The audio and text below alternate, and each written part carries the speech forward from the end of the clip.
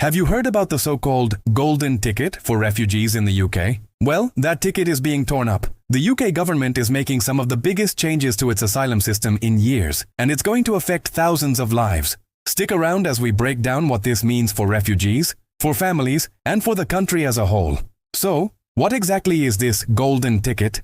Until recently, when someone was granted asylum in the UK, they received a package of rights. This included the right to bring their spouse and children to join them here in Britain. After 5 years of living, working, and studying in the UK, they could then apply for what's called indefinite leave to remain, which is the first step towards becoming a British citizen. But now, that's all changing. The government, led by Keir Starmer, has announced that this automatic route is ending. The goal, they say, is to reduce the pull factor for small boat crossings and make the system fairer. Starmer put it bluntly. There will be no golden ticket to settling in the UK. The new message is that settlement has to be earned by contributing to the country, not by paying smugglers to cross the channel. So, how did the old system work in practice? If you were recognized as a refugee, you were granted permission to stay for 5 years. During this time, you could work, study, and claim benefits if needed. Crucially, you could also apply for your immediate family to join you through a process called family reunification. This was a lifeline for many, allowing them to rebuild their lives with their loved ones in a safe country. After those 5 years, you could apply for indefinite leave to remain, which offers long-term security and a path to citizenship. The government argues this system, while well-intentioned, is not fit for purpose anymore. They believe it acts as an incentive for people to make dangerous journeys to the UK. The new policy aims to change that by making the path to permanent settlement much longer and more demanding. So, what does the new system look like? First and foremost, the automatic right to family reunion is gone. It's not just suspended, it's being made permanent. From now on, refugees who want to bring their families over will have to meet the same strict requirements as any other migrant.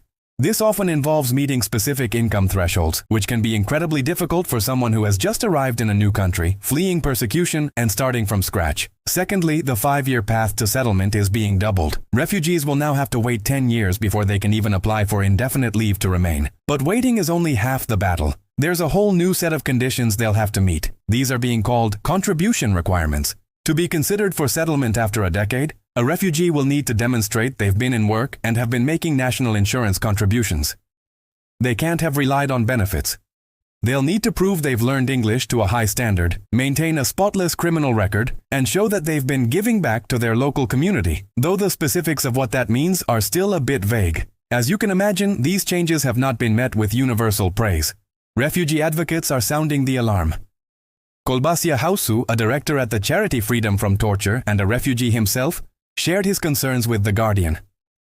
He said, "Blocking our chance to settle or to reunite with family members still at risk of harm keeps people like us, and our children on the outside, never really allowed to feel secure or like we truly belong." He believes these policies are taken straight from the populist playbook, designed to sound tough rather than create a fair and compassionate system. Think about it from a human perspective. Fleeing your home country is a traumatic experience. Arriving in a new place, you're focused on safety and rebuilding. The ability to reunite with your family is often the one hope that keeps people going. Forcing someone to wait, potentially for years, separated from their children or spouse who might still be in danger, creates immense psychological distress. It makes it harder to integrate, to focus on work, or to learn a new language when you're consumed with worry for your loved ones.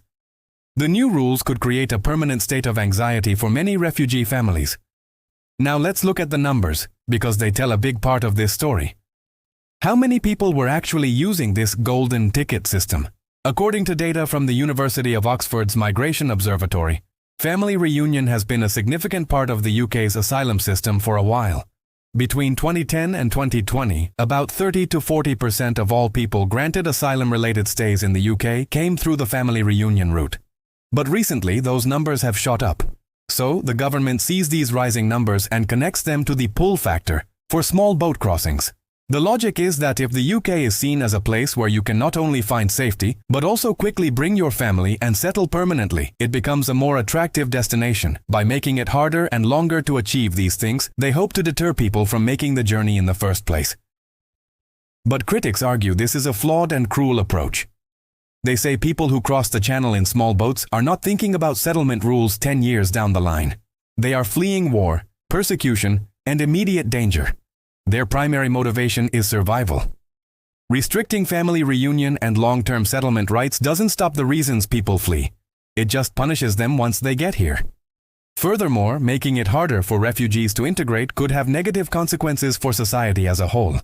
A person who feels secure, is reunited with their family, and has a clear path to becoming a citizen is more likely to invest in their community, learn the language, find stable work, and contribute to the economy and society.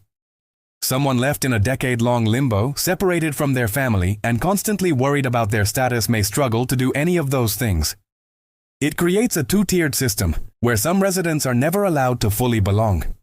This policy shift marks a fundamental change in how the UK treats those it recognizes as needing protection.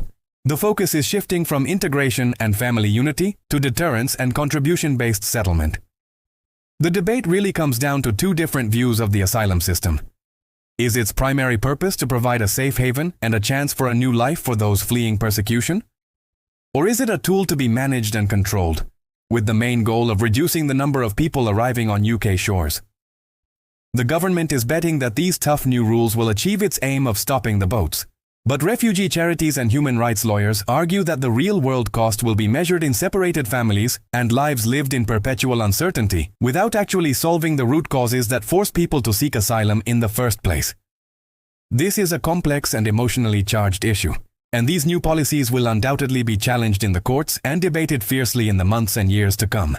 What do you think? Is this a fair way to reform the system, or a step back in our commitment to helping refugees? Let me know your thoughts in the comments below. Thanks so much for watching. See you in the next one.